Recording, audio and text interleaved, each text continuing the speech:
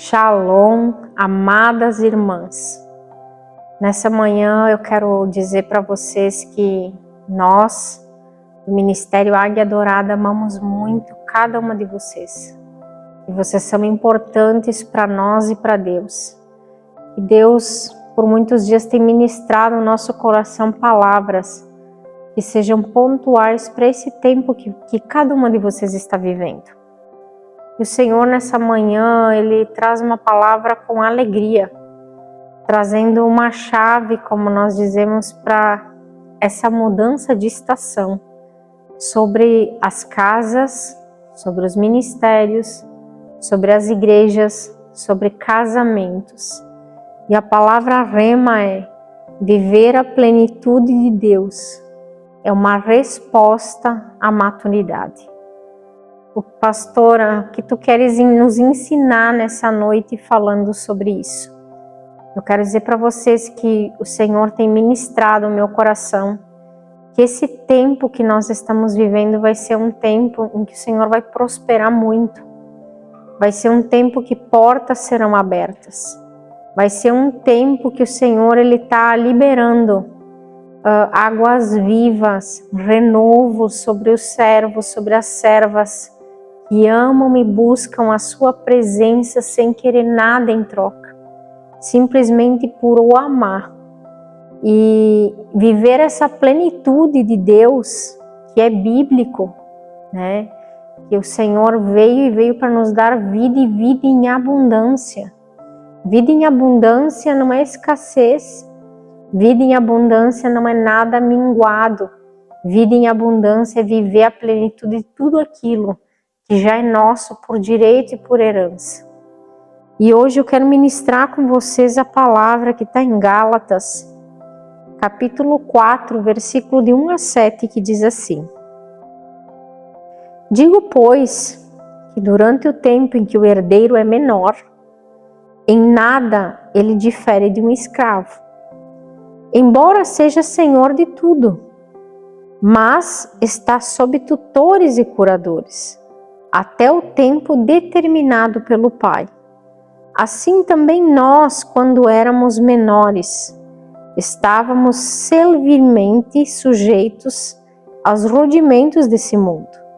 Vindo, porém, à plenitude do tempo, Deus enviou seu Filho nascido de mulher, nascido sobre a lei, para resgatar os que estavam sobre a lei, a fim de que recebêssemos a adoção de filhos. Porque vós sois filhos, Deus enviou ao nosso coração o Espírito Santo de seu Filho que clama, Abba, Pai. De sorte que já não és escravo, porém filhos, e sendo filhos, também são herdeiros de Deus. Amados, essa palavra, o Senhor, Ele veio tocar muito forte o meu coração, sobre pessoas que estão vivendo há muito tempo na casa do Senhor, mas vivem uma vida de escassez, porque ainda não entenderam. Não é falar sobre herança, mas é falar sobre identidade.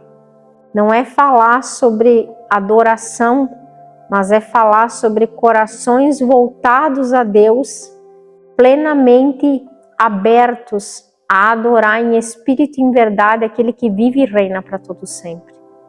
A palavra nos diz que lá na antiguidade, quando um filho ele era menor de idade, ele tinha herança, ele tinha acesso a tudo que era do pai. Porém, por ele ser menor de idade, ele tinha que estar ao cuidado de tutores e curadores. E por causa disso, ele de nada se diferia na casa do que os escravos que serviam o pai. E essa é uma palavra que, apesar de ser direcionada a milhares de anos atrás, ela é muito presente nas nossas vidas. Quantos filhos estão na casa do pai, mas por não se permitir crescer, amadurecer, não têm acesso à herança daquilo que Deus prometeu. Deus, Ele prometeu uma saúde plena.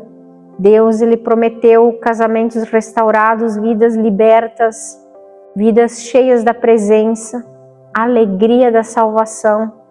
Se eu não estou vivendo essa plenitude de vida, alguma coisa errada existe, porque é uma promessa para os filhos do Senhor. E aí nós começamos a entender, amados, através da palavra do Senhor, que o apóstolo Paulo, ele vem nos ensinar que muitos filhos vivem como escravos, mesmo tendo sido designados para reinar. Eles estão vivendo na condição de escravos, de escassez, e eles já foram determinados por Deus para reinar. Daí já existe no mundo espiritual uma ordem e uma palavra ao respeito dessas pessoas, só que elas não crescem para chegar onde Deus determinou. Isso traz até de certa forma dúvida, mas como assim? Se você parar para pensar, quando Deus determinou que José governasse, o que é que fez com que José chegasse ao lugar? Foi os processos que ele passou. Ele foi para a prisão, ele foi para a cisterna, foi vendido por seus irmãos, foi para a casa de Potifar, foi tentado, venceu a tentação, foi jogado lá na prisão, lá foi usado humildemente, depois foi levado para o palácio, até ele ser entronizado no lugar onde Deus já havia determinado desde o seu nascimento. Eu quero dizer para você, amado, ande na palavra que Deus já liberou sobre a tua vida, só que amadureça para tomar posse. Existem servos de Deus que não crescem. Se você olhar a vida espiritual deles, do dia que se converteram até hoje, as atitudes são as mesmas. Não tem amor, não tem perdão, só sabem julgar as pessoas, condenar, crucificar, porque se acham perfeitas e as outras pessoas é que estão erradas. Só que as coisas no reino não são assim. Eu não posso olhar para as pessoas com o olhar e os meus sentimentos, mas eu tenho que olhar para aquela pessoa e tentar entender o que Deus tem e vê e fala ao respeito daquela pessoa. Porque enquanto para mim é apenas um irmão que não tem valor e que pode ser vendido por escravos, para o Senhor, ele já está determinado a ser governador. Então não julgue, não limite o poder de Deus sobre a vida dos teus irmãos. Amadureça, cresça. E para terminar essa palavra de hoje, que nós vamos estender por alguns módulos pela profundidade, que é entender essa chave da maturidade, eu quero só falar sobre a parábola do filho pródigo. A palavra do filho pródigo, ela vem nos mostrar e nos revelar a verdadeira maturidade e imaturidade de filhos. Era uma vez um homem que tinha 2 filhos, um mais velho e um mais novo. O mais novo, quando chegou a certa idade, olhou para o que era dele por herança, a parte que lhe cabia, e disse o seguinte: pai, dá a minha parte que eu vou viver minha vida independente, vou fazer dela o que eu bem entender. Eu já estou pronto, já estou disposto a viver minha vida e a sair da casa e ser independente. E o pai entregou-lhe a parte e deixou que o filho seguisse. Só que era um menino, não era um homem. Não tinha mentalidade de servo e nem de homem maduro de Deus. O que foi que ele fez com a parte que o pai entregou? Em poucos dias consumiu tudo, e o seu destino foi aonde? Comendo restos de alimento de porcos, até o ponto dele se dar conta que até os escravos da mesa do pai estavam comendo em condições melhores do que ele. E quando eu olho para essa parábola, o Senhor toda vez ministra comigo que muitos meninos que já estiveram na casa do pai, usufruindo da herança, tendo acesso a tudo que Deus já liberou, eles se acham independentes para tomar a decisão que bem entende. Pegar os primeiros dons que receberam de Deus, porque já acham muito, já se vangloriam com aquilo e acham que já estão prontos a sair e seguir seu destino de forma independente. até o ponto de quando eles perceberem que não tem mais alimento da mesa do Pai. E amados, não receber mais alimento da mesa do Pai é morte espiritual. O que vai te alimentar a tua vida espiritual é o alimento que é liberado na mesa do teu Pai, na comunhão dos teus irmãos, na igreja. A igreja, ela não é 4 paredes. A igreja, ela é a comunhão dos santos. A unção, ela desce como desceu pela barba de Arão quando há comunhão dos irmãos reunidos. E ali o Senhor derrama da unção, do poder, da cura, da restauração. Se você estiver longe dessa mesa, o que é que você vai receber a não ser as bolotas das comidas que sobram dos porcos, que nada mais é do que, muitas vezes as pessoas se perdem tanto pela imaturidade que passam de igreja em igreja buscando revelação e palavras de autoajuda, porque elas não querem mais receber palavra de confronto. A palavra de confronto, ela traz comichão aos ouvidos, como diz a Bíblia, ninguém mais quer ouvir que está errado. Então elas vão procurar igrejas que vai dizer, Deus vai abençoar, Deus vai fazer, Deus vai abrir portas. Só que a Bíblia, ela é reta. Se você obedecer os meus mandamentos, por onde você andar, a minha bênção te seguirá. Bendito serás ao entrar, bendito serás ao sair. Bendito será o fruto do teu ventre. Bendito será o fruto do teu trabalho, se você obedecer. É condicionante.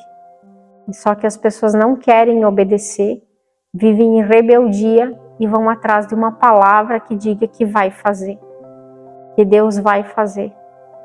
Então nós precisamos despertar para isso. E eu vejo esse filho tão imaturo que ele precisou passar por um processo tão doloroso de perder tudo, perder a essência e ter que voltar para a casa do pai na condição de escravo, porque a Bíblia diz que ele já estava com os pés descalços, a roupa suja, sem um anel no dedo, e o pai fez o quê? Tu tá voltando com as tuas próprias pernas, então eu sei que tu passou pelo processo e que agora tu tá pronto. Então vamos colocar calçado nos teus pés, porque o que diferia filho de escravo era o calçado nos pés. Vamos colocar uma túnica nova, vamos colocar um anel no dedo que significa autoridade, porque agora a autoridade que você vai receber, você vai saber o que fazer com ela e não vai mais desperdiçar. É muito forte essa palavra, meus irmãos. E por outro lado, nós vemos o filho mais velho, que quando o irmão mais novo passa por todo esse processo doloroso para amadurecer, ao invés dele abraçar o irmão e dizer assim, ó, graças a Deus que você foi restaurado e hoje entendeu que tudo que é do nosso pai é nosso, ele se dá conta que ele quer simplesmente se limitar a um cabrito. Ele começa a cobrar do pai por que o pai nunca lhe deu um cabrito para comemorar com seus amigos. E esses dias eu vi uma pregação, uma mensagem de um pastor que eu amo muito e respeito, e ele falava exatamente isso. Que um dia ele leu um livro e encontrou uma passagem nesse livro que falava sobre a síndrome do cabrito. Eu nunca mais esqueci disso. Porque tem filhos que estão na casa do pai, mas vivem na síndrome do cabrito. Eles querem o pouco. O pai diz assim, por que tu queres um cabrito? Se eu tenho rebanhos e rebanhos e tudo que é meu é teu. Não vai fazer diferença nenhuma eu te entregar um cabrito, ele é teu. Só que as pessoas, elas querem as migalhas. Elas não estão preparadas para receber a herança que Deus já liberou. Já está liberada para aqueles que são filhos, para aqueles que foram enxertados na videira verdadeira. Nessa manhã, amadas, do Senhor, eu quero dizer a você, abra o seu coração, abra a sua mente, analise a sua vida, aonde você precisa amadurecer. É tão triste nós vermos acontecimentos dentro de uma igreja, dentro de uma família, uma discussão, um mal entendido, por causa que filhos menores Filhos mais imaturos tomaram atitudes que não são corretas, e os filhos mais velhos, em vez de amar, abraçar e curar, acabam se afastando e isolando, trazendo dor, rejeição e divisão. Nós precisamos ser os filhos mais velhos, aqueles que estão preparados para liberar amor sobre aqueles que um dia nos perseguiram, caluniaram, nos ofenderam, nos traíram, nos apunhalaram, porque nós já passamos pelos processos de Deus. Nós já somos filhos, nós estamos à mesa do Pai. Você para pensar, amada, aquela passagem bíblica que fala daquela mãe, que havia uma filha endemoniada, e ela chega para o Senhor e ela pede: Senhor, dá-me do teu pão. E ele diz: não convém que eu lhe dê pão, porque pão é para os filhos, e tu não és judeia, não é para ti esse pão. Aí ela disse: até as migalhas que caem da mesa, os cachorros podem comer, por que é que eu não posso receber uma parte, migalhas, do pão que é partido na mesa dos filhos? E a palavra do Senhor vai dizer que nesse momento Deus diz para ela: vai para casa, porque a tua fé é grande e a tua filha hoje está sendo curada. E essa palavra nos impacta porque você imagina que se migalhas da graça que está na nossa mesa caiu ao chão, alcançou a vida dessa mulher e foi capaz de libertar a filha dela, trazer de volta a alegria, a esperança e restaurar uma família inteira. Muitas vezes nós estamos com a graça na nossa mesa e nós desperdiçamos por falta de maturidade, por não saber usufruir daquilo que Deus já liberou para nós. Eu quero te dizer, mulher, tu não é mais escrava, tu és filha do Deus Altíssimo, o Todo-Poderoso. Você tem acesso à graça de Deus, você pode adentrar os portões da graça e se deleitar com tudo aquilo que Deus já prometeu sobre a tua vida. Então, eu quero te dizer, não seja mais filho imaturo que precise de tutores, mas seja o filho mais velho que não tem a síndrome do cabrito, mas que sabe a sua posição, que sabe o que tem direito, que sabe o que é seu, o seu lugar, e que usufrui de toda a autoridade que Deus derramou sobre a tua vida. Eu quero dizer para você, para encerrar essa mensagem de hoje, use a autoridade que Deus te deu.